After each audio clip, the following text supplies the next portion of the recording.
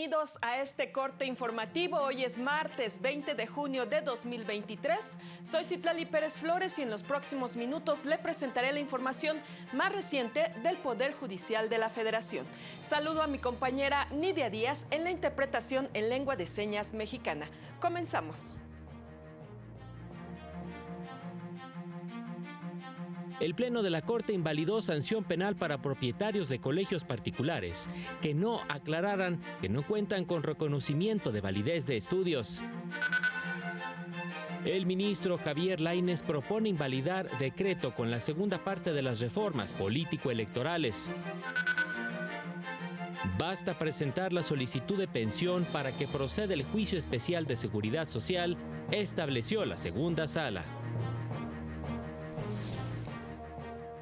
Nos enlazamos hasta la sede de la Suprema Corte de Justicia de la Nación, donde se encuentra mi compañero Mario López Peña con el reporte de lo que resolvieron este martes las y los ministros del Pleno. Adelante, Mario. ¿Qué tal? Muy buenas tardes a todas las personas que siguen esta transmisión. El Pleno de la Suprema Corte de Justicia resolvió 3 acciones de inconstitucionalidad. En el primer caso, en una acción respecto del Código Civil de Baja California Sur, no se alcanzaron los votos para invalidar ni para validar una disposición y por lo tanto se desestimó y sigue vigente el artículo 145, fracción tercera de este Código Civil, que establece que solo por la vía judicial se puede modificar el nombre o apellidos en acta de nacimiento para adecuarla a la realidad social cuando la persona demuestra que ha usado este nombre de forma invariable y constantemente en su vida social y jurídica y que es diferente al que aparece en su acta de nacimiento.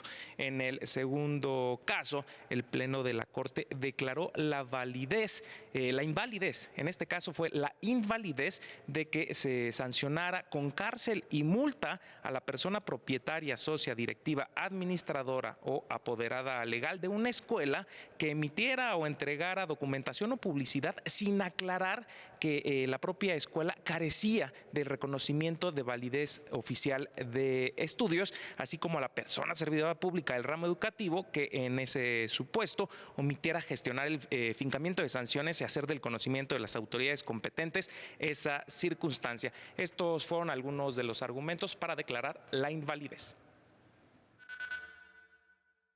Para sancionar tanto las conductas atribuidas a los integrantes de la institución educativa como aquellas desarrolladas por las personas servidoras públicas del ramo educativo, existen normas administrativas menos lesivas que el derecho penal que prevén sanciones como la amonestación, la multa, la suspensión de actividades, la inhabilitación o destitución del empleo, cargo o comisión o incluso la clausura de los establecimientos educativos. Considero que el bien jurídico a proteger es el derecho a la transparencia y acceso a la información, de manera que se tutela este bien jurídico para que las personas no sean objeto de fraudes o engaño, que es la finalidad del artículo reformado. En la tercera acción de inconstitucionalidad se abordó el artículo 306 del Código Penal de Nayarit.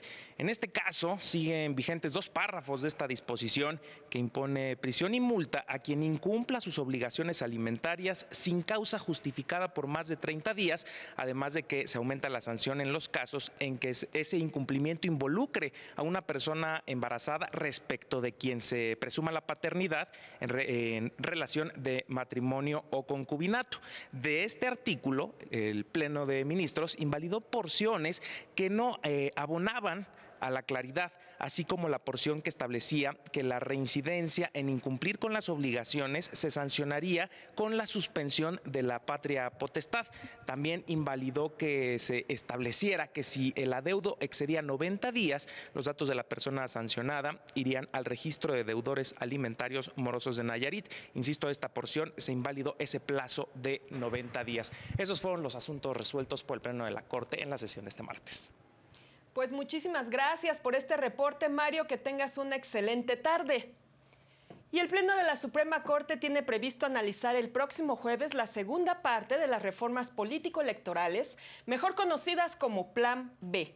El proyecto del ministro Javier Lainez propone declarar la invalidez total del decreto, ya que se acreditaron las mismas violaciones al proceso legislativo que el Tribunal Constitucional estimó suficientes para declarar la invalidez de la primera parte de las reformas político-electorales. Entre ellas, la falta de motivación de las dispensas aprobadas por la Cámara de Diputados, la falta de publicación y distribución de la iniciativa, la modificación indebida en la Gaceta Parlamentaria, la falta de un plazo razonable para discutirla y la emisión de un dictamen sin reunir el quórum. La segunda parte de las reformas electorales se refieren a disposiciones de la Ley General de Instituciones y Procedimientos Electorales, de la Ley General de Partidos Políticos, de la Ley Orgánica del Poder Judicial de la Federación y la expedición de la Ley General de los Medios de Impugnación en materia electoral. Y la primera sala de la Corte determinó que tanto en la primera como en la segunda instancia debe regir el principio de imparcialidad del juzgador en sus dos vertientes, subjetiva y objetiva. La subjetiva alude a la posición de un juzgador en particular frente a un caso por su personal situación frente al mismo, mientras que la objetiva se encamina a asegurar que existan suficientes garantías para excluir cualquier duda razonable sobre la apariencia de imparcialidad del juzgador. La aplicación de este principio es de manera estricta porque no admite niveles de graduación, ya que el juzgador no puede ser medianamente parcial o imparcial y, con base en ello, debe observarse la imparcialidad en todas las etapas del proceso como principio de aplicación estricta, tanto en el juez que conoce de primera mano del asunto como en quien revisa la sentencia. Pensar lo contrario sería admitir que en algunos casos podrían resolverse conforme a las inclinaciones personales del juzgador. Y por su parte, la segunda sala de la Corte estableció que si bien para la procedencia del juicio especial de seguridad social, la parte actora tiene la obligación de acompañar a la demanda a la constancia relativa al otorgamiento o negativa de la pensión, también lo es que puede presentarse la solicitud de pensión respectiva ante el instituto cuando éste no entregue una respuesta en el plazo razonable de 3 meses. Dicho plazo de 3 meses debe computarse a partir de que le sea presentada la solicitud respectiva, extendiéndose que de excederse dicho plazo sin que se emita la resolución, se entenderá negado el otorgamiento del beneficio pensionario, por lo que en caso de no obtener respuesta en el plazo indicado, el solicitante estará en posibilidad de iniciar el procedimiento especial de seguridad social sin que sea necesario presentar la negativa de pensión prevista en el artículo 899-C de la Ley Federal del Trabajo, lo que deberá precisar en los hechos que detalla en su demanda, acompañada de la solicitud para constatar la fecha de presentación con el fin de que el juzgador esté en aptitud de valorar su admisión. Y en más noticias, el Consejo de la Judicatura Federal recordó que ya es posible presentar demandas y recursos, así como revisar expedientes a través del portal de servicios en línea del Poder Judicial de la Federación. Para comenzar a utilizarlo, debe registrarse y crear un perfil de usuario para acceder a los juzgados de distrito y tribunales de circuito en toda la República Mexicana, así como a las áreas administrativas del Poder Judicial de la Federación. Para apoyar en la navegación y presentación de escritos y solicitudes, el sitio cuenta con diversas opciones de accesibilidad, así como distintos videotutoriales que lo orientarán en todos los procedimientos, así como la manera en que puede recibir notificaciones y consultar el estatus de solicitud. El sitio es www.serviciosenlinea.pjf.gov.mx. Y el Pleno Regional en Materia Penal de la Región Centro-Norte con residencia en la Ciudad de México determinó que en la etapa de juicio oral, el Ministerio Público y el acusado no pueden celebrar acuerdos probatorios, ni el Tribunal de Enjuiciamiento autorizarlos, ya que los mismos deben ser celebrados por el juez de control en la audiencia intermedia al momento de emitir el auto de apertura a juicio, conforme a lo establecido en el artículo 345 del Código Nacional de Procedimientos procedimientos penales, por lo que es en la etapa procesal intermedia en donde se deben efectuar estos acuerdos, pues es en dicha etapa cuando el Ministerio Público y el acusado aceptan como probado alguno o algunos hechos o circunstancias que se dispensan en probarlos en la etapa de juicio oral. En este caso, el juez debe tener a la vista los datos de prueba que sustentan el acuerdo, de los cuales solo puede conocer el juez de control en la etapa intermedia, lo que le impide fungir como tribunal de enjuiciamiento, quien solo conoce del desahogo de las pruebas y los argumentos que las partes formulen en la audiencia sin tener conocimiento previo del asunto. Y en otras noticias, con motivo del Día del Padre, la Asociación Mexicana de Juzgadoras AC presentó los testimonios de algunos trabajadores de la judicatura y la manera en que viven su paternidad. Todo lo que somos padres y trabajamos en alguna institución o fuera de ella, sabemos que a veces sacrificamos parte de nuestro tiempo por brindarles a nuestra familia, a nuestros hijos, pues, una mejor situación de vida. Señalaron que el reto es lograr un balance entre las responsabilidades en la judicatura y en la familia para lograr una mejor convivencia y participación en la vida de los hijos. Debemos de cambiar un poco nosotros como padres la forma en que enfocamos nuestras prioridades. Es decir, tenemos que tener un balance entre nuestras prioridades laborales y nuestras prioridades familiares. Vamos a una pausa y continuamos con más.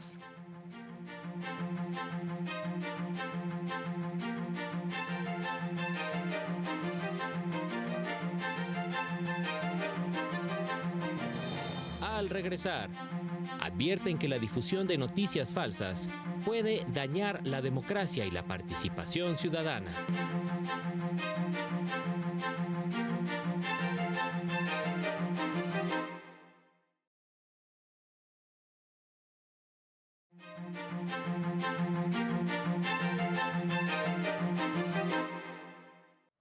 Gracias por continuar con nosotros. Y mire usted, autoridades electorales y representantes de la Comisión de Venecia del Consejo de Europa expresaron su preocupación por la falta de regulación de las tecnologías digitales en los procesos político-electorales, el uso de la inteligencia artificial, plataformas en línea para la obtención de datos personales y, sobre todo, la propagación de noticias falsas constituyen factores que pueden dañar la democracia y participación ciudadana. Lo anterior quedó de manifiesto durante la inauguración del Congreso Internacional Tecnologías Digitales, Democracia y Regulación desde Europa y América, organizado por el Tribunal Electoral. Donde los jefes de los Estados miembros del Consejo de Europa se comprometieron para desempeñar un papel fundamental en la elaboración de normas para proteger los derechos humanos en línea y fuera de línea.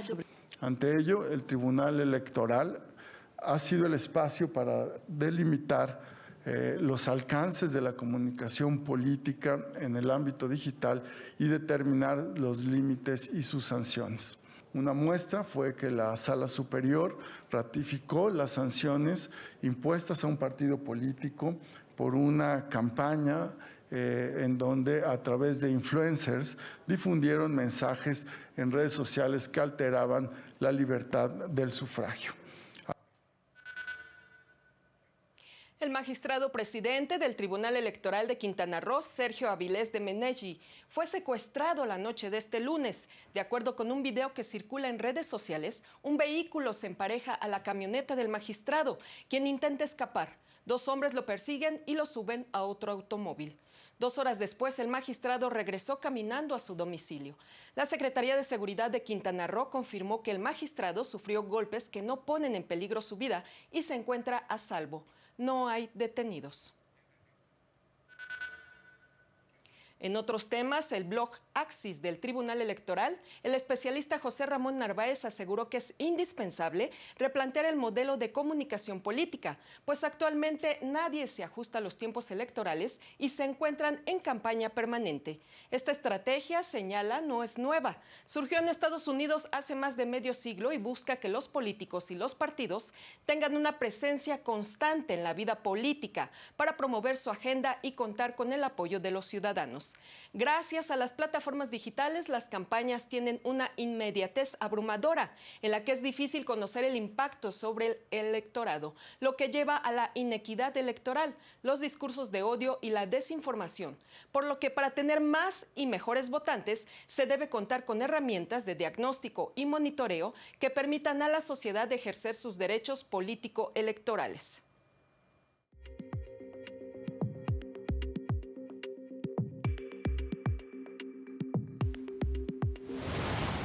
Los poderes judiciales de Quintana Roo y Coahuila intercambiaron buenas prácticas para la consolidación de los juzgados especializados en violencia familiar contra la mujer, con énfasis en los constantes procesos de capacitación en perspectiva de género.